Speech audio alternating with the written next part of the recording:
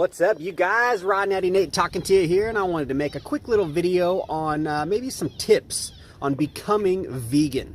All right, so here's just a few tips on becoming vegan. I think the first thing that we all should do is we need to educate ourselves, and some of the easiest ways to educate ourselves is to watch some movies, some documentaries.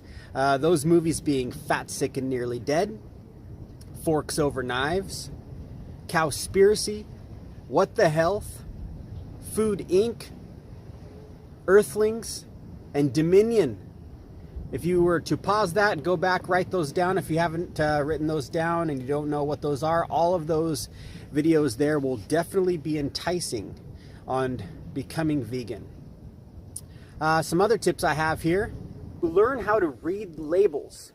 Now, all the food packaged in a store is labeled. And if you were to read the label, you know, for being vegan, you want to just go down to the bottom after all the ingredients. It should say in bold the allergy content, which is going to be in bold. Like I said, it's going to be, you know, showing wheat, soy, milk, dairy, eggs, any of those kind of words. You need to steer clear of those. So just read the labels. That's the quick and easiest way if you're eating packaged and processed foods like breads and stuff in boxes and chips and crackers and snacks and such.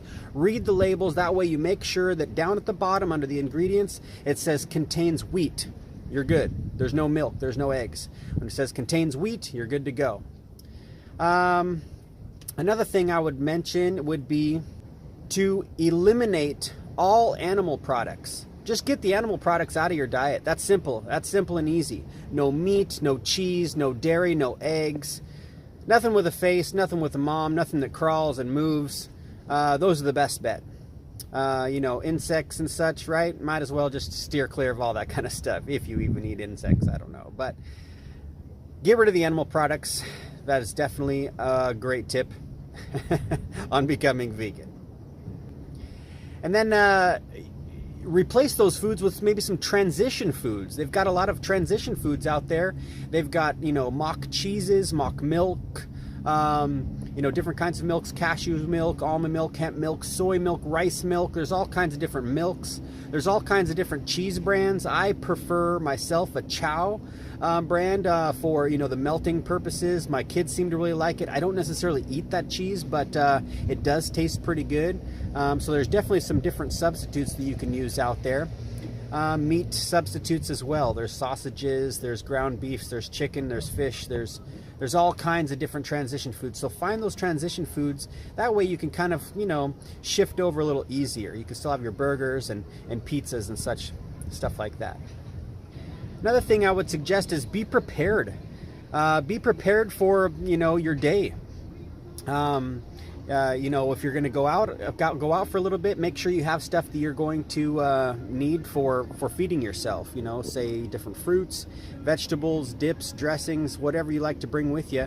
You know, if you bring a dressing with you, you can get a salad at a restaurant, and you can just say, hold the dressing, and you can pull out your own dressing out of a bag. Or carry an avocado and a lemon, boom, you've got a pretty nice dressing right there. So that's a good tip.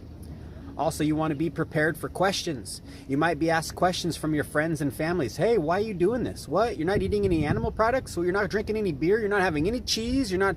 What? What are you doing this for? So be prepared for those questions, and you can maybe help them stay informed.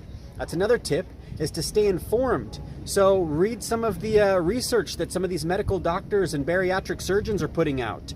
Some of the different cancer researchers, you know, the pathologists and stuff that are out there.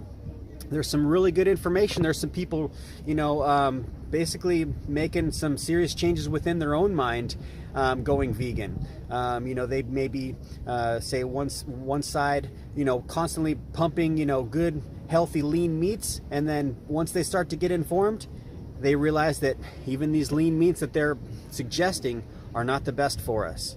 So definitely stay informed. Another tip would be, if you're at a restaurant, don't be ashamed to ask what's in the food. Ask if there's butter.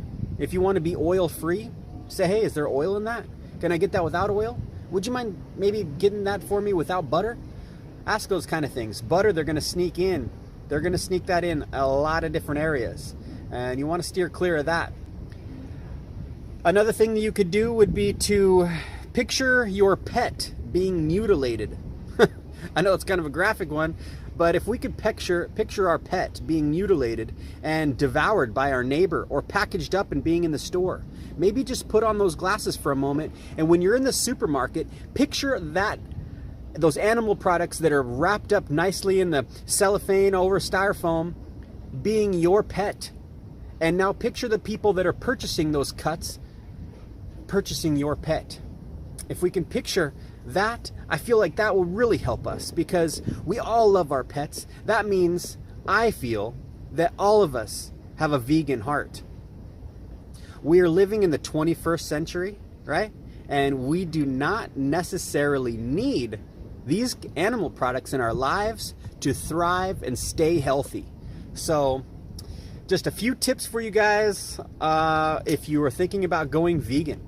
So if you guys like this video, you can hit the subscribe button and the little bell for notifications for new videos that I post. You can find me also on other social media, Facebook, Instagram, Snapchat, and YouTube, Raw Natty Nate. Until next time, you guys, love ya.